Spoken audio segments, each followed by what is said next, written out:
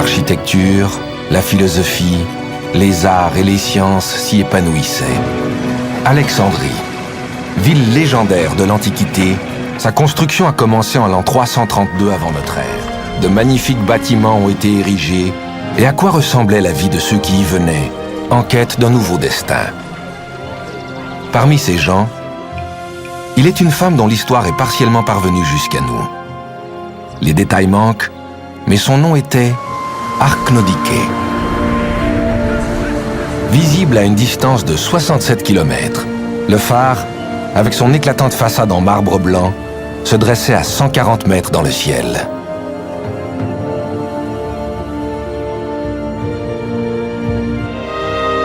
C'est un symbole d'espoir pour tous ceux qui, partis de loin, arrivent à Alexandrie, parmi lesquels Arknodike. Des fragments de son histoire ont survécu grâce aux écrits de l'érudit romain Hygienius. Mais aujourd'hui, plus rien ne subsiste du phare, symbole d'accueil pour Arknodike. Parmi ceux qui ont travaillé à la construction du phare est l'ingénieur grec Cratès, oncle d'Arknodike. Sa nièce l'a suivi depuis Athènes. Un long et difficile voyage pour une jeune femme.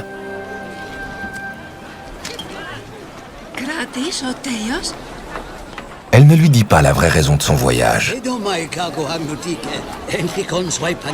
Elle est ici pour réaliser un rêve.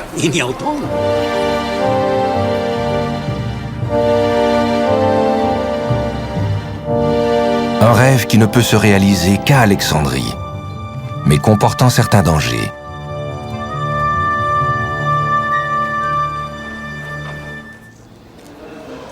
Le musée gréco-romain d'Alexandrie abrite quelques artefacts de cette époque. Parmi eux, les précieuses figurines de Tanagra, trouvées dans des tombeaux de jeunes femmes. Importantes dans la vie des jeunes filles, ces figurines devaient servir à la fois de jouets, de compagnes et de talismans.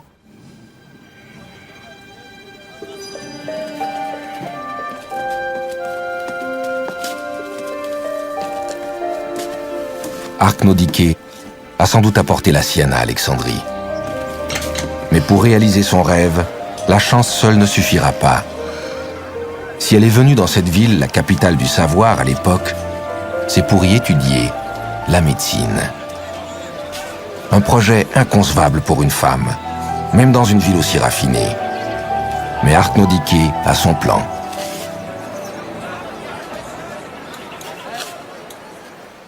À l'époque d'Alexandre le Grand et sous le règne des Ptolémées qui a suivi, la culture grecque domine la cosmopolite Alexandrie. Aussi bien pour leur maquillage que pour leur coiffure et leurs vêtements, les Égyptiennes avaient adopté la mode grecque, comme en témoignent ces figurines.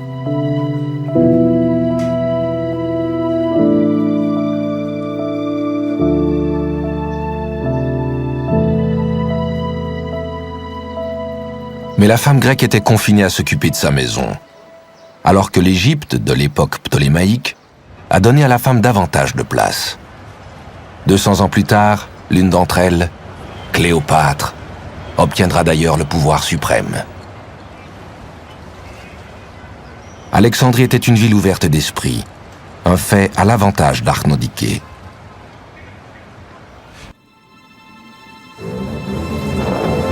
Et où Arknodike veut étudier la médecine.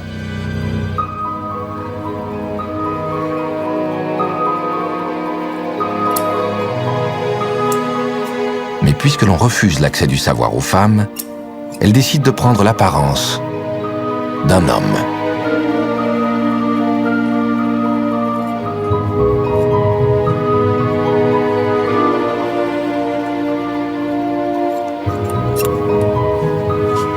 Son oncle tente bien de la faire changer d'idée, mais en vain.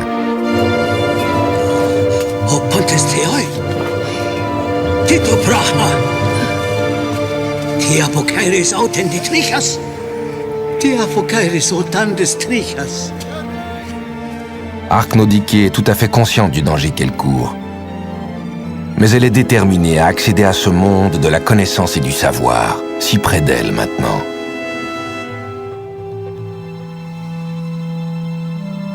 Arknodike, déguisé en homme, est maintenant prêt à affronter le monde.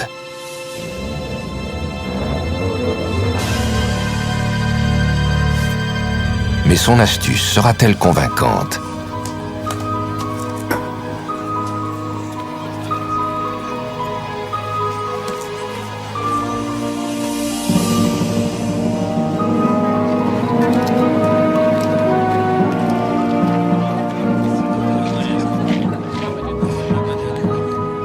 La grande bibliothèque d'Alexandrie, le lieu de tous les rêves d'Arknodike.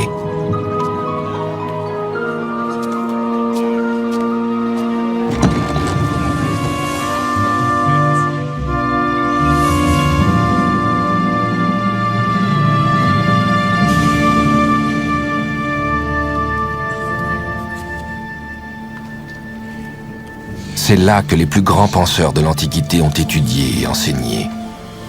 Archimède, Euclide et Ératosthène, le premier à avoir compris que la Terre tournait autour du Soleil.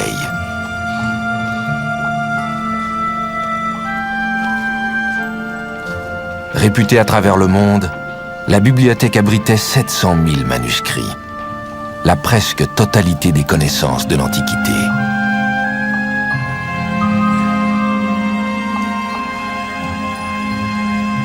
Dans leur quête du savoir, les Ptoléméens ont utilisé certaines pratiques inusitées. Par exemple, chaque navire accostant dans le port d'Alexandrie devait remettre à la bibliothèque tous les manuscrits qui se trouvaient à bord. En retour, ils en recevaient une copie. Une mine de connaissances s'offre ainsi à Arknodike, des cartes et des traités avant-gardistes de médecine. Tous ces documents devaient être attrayants pour Arknodike. Mais la bibliothèque garde aussi des secrets, inaccessibles à l'immense majorité.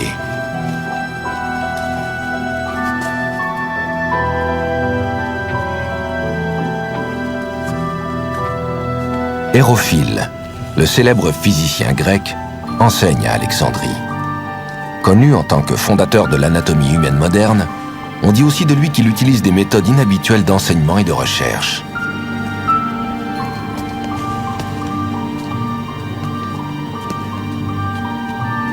Sa curiosité étant plus forte que sa peur, Arknodike ose se mêler au cercle des élèves d'Hérophile.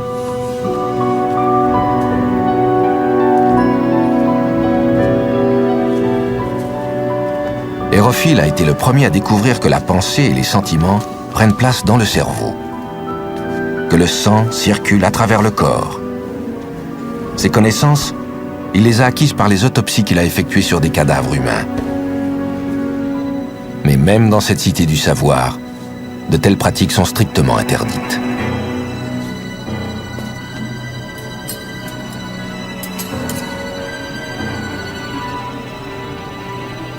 Ouvrir le corps d'un mort plutôt que l'enterrer dans la dignité, c'est enfreindre les commandements divins. Proseguete.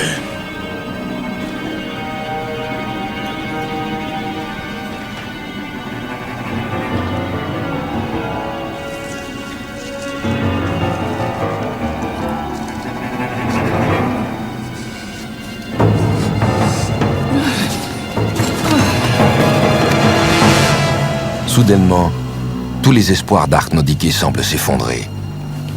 Si son identité est découverte, elle risque l'humiliation publique et la disgrâce.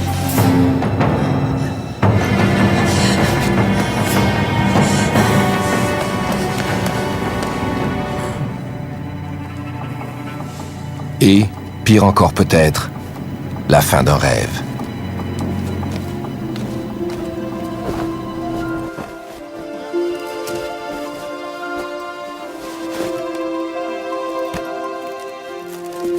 Arknodike doit oublier son rêve et retourner à Athènes. Mais le destin, ou son talisman, en décide autrement.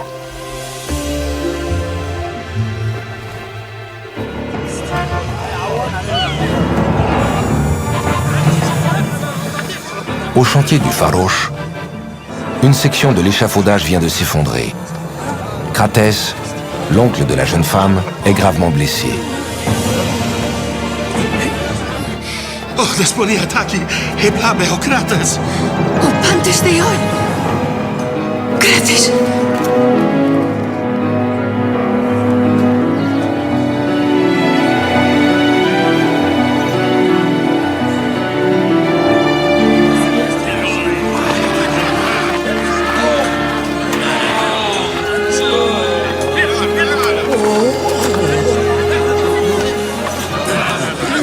Xylocrean ecovina hermatitsotos kelos kaioton eskataras taki!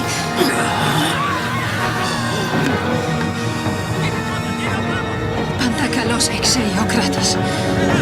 La réaction d'Archnodike témoigne alors d'un grand savoir-faire. Non seulement son instinct la guide, mais elle maîtrise aussi les bases de l'intervention médicale.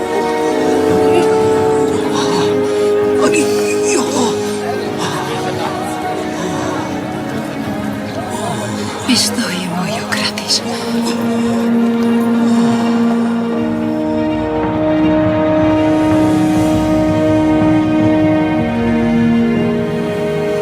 Selon la légende, Archnodike a obtenu la permission de demeurer à Alexandrie afin de poursuivre ses études en médecine.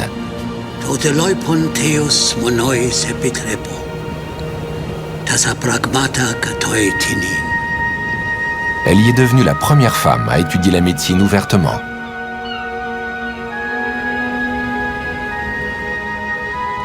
À la fin de ses études, elle est revenue à Athènes, sa ville natale, où elle a exercé la médecine avec succès pendant de nombreuses années.